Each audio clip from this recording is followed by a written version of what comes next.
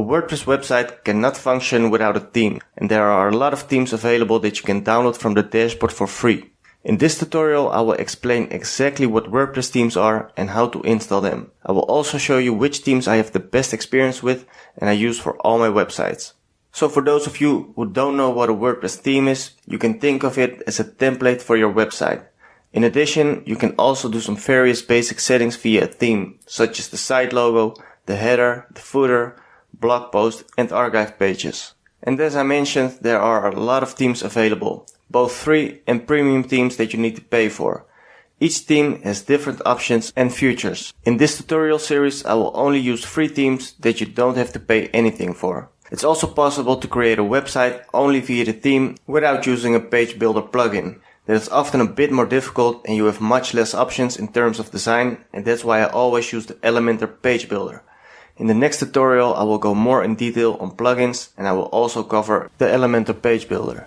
So for now it's important to know that we will be using Elementor later on for the real design of the website. But that does not mean that no theme needs to be installed, because Elementor can only function in combination with a theme. So you cannot use the Elementor page builder without first installing a theme, and therefore it's always necessary to have at least one theme installed and activated. You can install multiple themes, but you can only activate one theme for your website. Keep in mind that inactive themes also need storage space. To keep the speed of your website optimal, it's therefore wise to keep the number of installed themes limited. Elementor works well with most themes. In this tutorial I will also explain which theme is the best to use in combination with the free version of Elementor and with the Elementor Pro upgrade. But first let me show you where you can find the theme settings in the WordPress dashboard. And therefore you go to Appearance in the left navigation menu and then click on Themes. You can see that 4 themes are already installed with the 2020 theme as active by default. This theme ensures how the website is now displayed to the visitors. You can view this by just going to the URL by typing it in a new tab of your browser, or you can click on the home icon in the black bar over here. So now you can see the default layout as it is for the 2020 theme. But if I now go back to the WordPress dashboard and select the 2017 theme for example, I can activate it by selecting it and click on Activate. And now you will see that the design of the website is displayed differently after reloading it in the other browser tab. So that's how you can activate a theme, and you can delete a theme by selecting it and then click on Delete. And now we can delete the 3 themes that aren't activated because we won't use them. So let's do that now by clicking on a theme and then click on Delete. For now we leave the 2017 theme as it is because you cannot delete a theme that is active, but now we will install 2 new themes, and I always use the free Hello theme and the free Astra theme. You can download both of them by clicking on Add New. Now you will see an overview of different themes that you can choose from. Most of them are free and there are also paid themes available. But as indicated, the 2 themes that I'm going to show you in this tutorial are completely free to use. And to search for a theme, you can go to the search bar and fill in Hello. Now go to the theme called Hello Elementor and then click on Install. We now do the same again, but then for the Astra theme. Type in Astra. Now go to the theme called Astra and click on Install. And as you can see, we have now installed the Hello and the Astra theme. And now the 2017 theme is still activated and we will remove it in a couple of seconds. But first I want to make clear why it's recommended to have 2 themes installed for your website and why I always use the Hello theme and the Astra theme. And the reason to have 2 themes for your website is so that you always have one backup theme available. And this is important because all of the themes and plugins on your website are regularly updated. And after an update, there's always a very small risk that there might be a conflict with a plugin or a theme. And when you're facing an issue after an update, you can more easily discover what the problem is by switching over to another theme. And you can simply do that by clicking the Activate button for the theme that isn't activated. If the problem then is solved, then you know that the cause has to do something with the theme that you were using, and in that case you have a backup theme available immediately. But if the problem persists with both themes, then it indicates that the problem is probably caused by a plugin that you're using. So that way you are better able to determine what is causing the issue after an update. As indicated before, it almost never happens that problems arise, but if they do, it's better to be well prepared. It depends on whether you're going to use the free version of Elementor or the Elementor Pro upgrade to determine which theme you're going to use.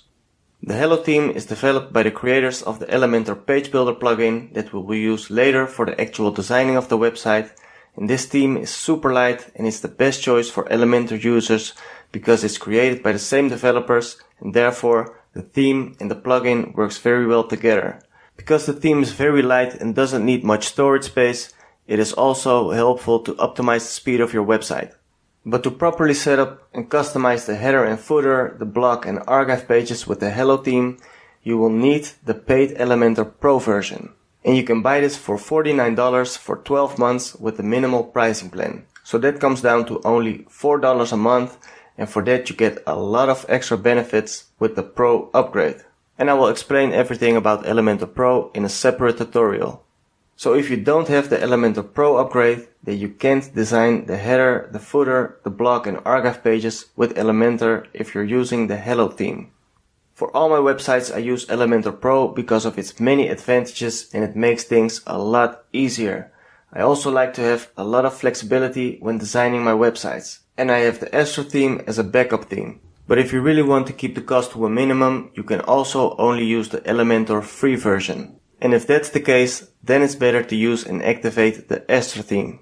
And with the Astro theme, you can set the header, the footer, the blog and archive pages via a template. Unfortunately, you then have much less options and flexibility to design everything exactly as you like. The Astro theme is also known to work very well in combination with Elementor.